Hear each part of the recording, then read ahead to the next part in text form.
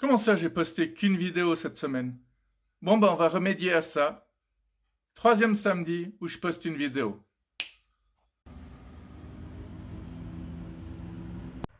Quand tu pisses sur des lignes à haute tension, l'électricité remonte pour t'électrocuter. T'imagines si ça faisait la même chose avec les orties? Si chaque fois que tu leur pisses dessus, les démangeaisons, les piqûres remontaient.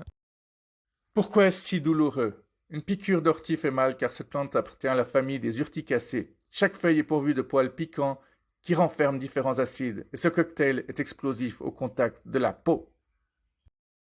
Pour soulager les démangeaisons, les plantes sont de bonnes alliées. Vous aurez le choix entre l'oseille, la menthe fraîche, les lierres terrestres et le plantain. Prenez les feuilles, malaxez-les dans vos mains et appliquez ensuite sur la plaie. L'effet est immédiat et vous devriez arrêter de vous gratter. Bah oui, un peu d'info ne fait pas de mal. Mais c'était quoi cette image de bonhomme de neige qui a strictement rien à voir? Quand tu as l'habitude de dire que du bien des gens ou de trouver toujours ce qu'il y a de positif en eux, il suffit que tu critiques une ou deux personnes et on commence à te dire ouais, tu critiques tout le temps tout le monde, t'es insupportable. Quand tu as l'habitude de donner tout le temps un gros pourboire à un serveur, le jour où tu lui donnes pas de pourboire, il va te mitrailler du regard comme si t'étais qu'une merde. Un jour, j'ai vu un type boire un café, puis au moment où il voulait payer l'addition, il a claqué des doigts. Et le serveur lui a dit non, moi je viens pas vers vous, hein. C'est quoi ça? On appelle un chien comme ça. C'est très bien ces serveurs qui se font respecter quand on les traite comme des moins que rien. Ça me rappelle aussi un élève qui était dans ma classe à l'école. Quand il appelait la prof, bah, il claquait aussi des doigts et il disait esclave au lieu de dire maîtresse, madame ou mademoiselle. Ouais, inutile de dire qu'il passait pas mal de temps derrière la porte, hein.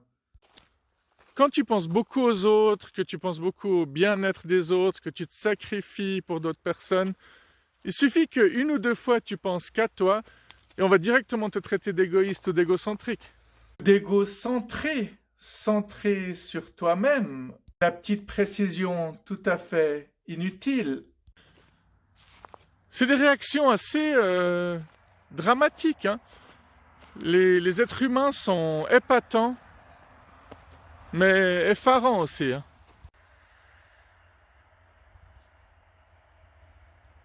Encore? C'est la troisième fois qu'on voit ce tronc dans nos vidéos, là. Mais il est tellement joli, hein. Non, non, mais c'est un mélange de nature et de talent créatif artistique.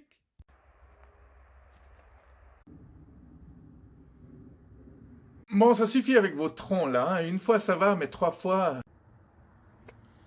À part ça, on rigole, mais une forêt, c'est vrai que c'est vachement rassurant en pleine journée. Par contre, de nuit, c'est un des endroits les plus effrayants. Tu vois rien, dès que tu entends une branche craquer, tu sais pas si c'est quelque chose ou quelqu'un. C'est un peu comme la vache, en fait. Quand tu la vois une pleine journée, c'est un animal vachement sympathique. Mais si tu es en train de te promener dans un pré ou un champ, et que tout à coup, de nuit, tu tombes sur une vache, c'est un peu troublant quand même. C'est quand même une grosse bête qui va pas fuir en t'entendant arriver, qui va simplement rester fixe devant toi. Et de nuit, tu vois surtout son contour, tu vois pas ses yeux. Bon, sauf quand tu es tout près, bien sûr, mais quand tu la vois de loin, c'est déjà impressionnant. C'est assez troublant, ouais, mais je sais pas qu'est-ce qui est le plus troublant. Si c'est cette vidéo ou ce dont tu parles. J'aime bien changer mes points de vue, mes perceptions, essayer de m'ouvrir l'esprit le plus possible. Ouais, il me semble que tu t'amuses surtout à te faire peur, hein. Et à nous faire peur, par la même occasion. Tu vois, par exemple, si le ciel était vert au lieu d'être bleu, ou, ou, ou si l'herbe était rouge, ou si le sang humain était jaune, si les vaches avaient la taille d'un chien, si les éléphants avaient la taille d'un chat, est-ce qu'on les adopterait comme animaux de compagnie?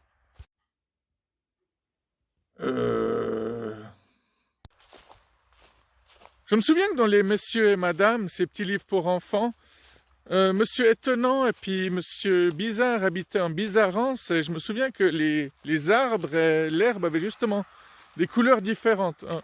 En rentrant chez moi tout à l'heure, on va voir de quelle couleur ils étaient. Hein. Malheureusement, on l'a plus sous la main. Je viens de vérifier.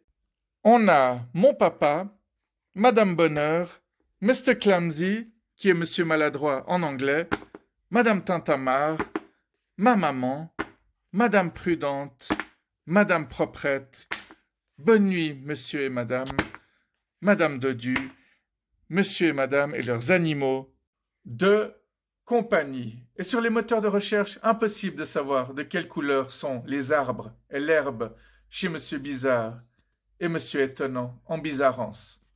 Non, parce que c'est important que vous le sachiez quand même, je sais pas. Je les avais tous à une époque. C'est une de mes ex qui les a gardés. Les femmes nous prennent tous nos trésors. Et puis si le tigre et le crocodile avaient la taille d'écureuil, est-ce qu'on en aurait moins peur? Bon, je pense que ça pourrait toujours te bouffer ton doigt en une fraction de seconde quand même.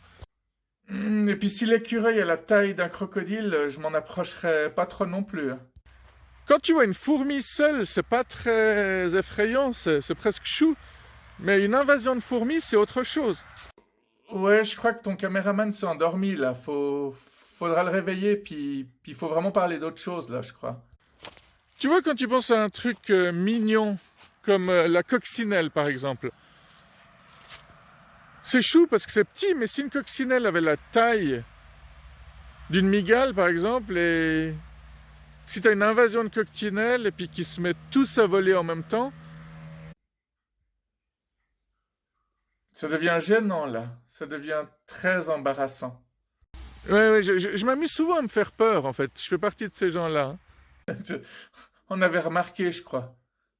Mon but, c'est pas du tout de changer votre perception pour que vous ayez peur des choses, c'est juste d'utiliser votre imagination pour vous amuser en fait. Mission accomplie, je crois. C'est fou ce qu'on s'amuse. D'ailleurs, en ce moment, tout est bon à prendre. Hein. Si vous n'avez jamais peint, mettez-vous à peigner, mettez-vous à dessiner, à colorier. Même si vous ne savez pas le faire, ça vaut la peine. Si vous avez envie de commencer un instrument de musique, c'est jamais trop tard.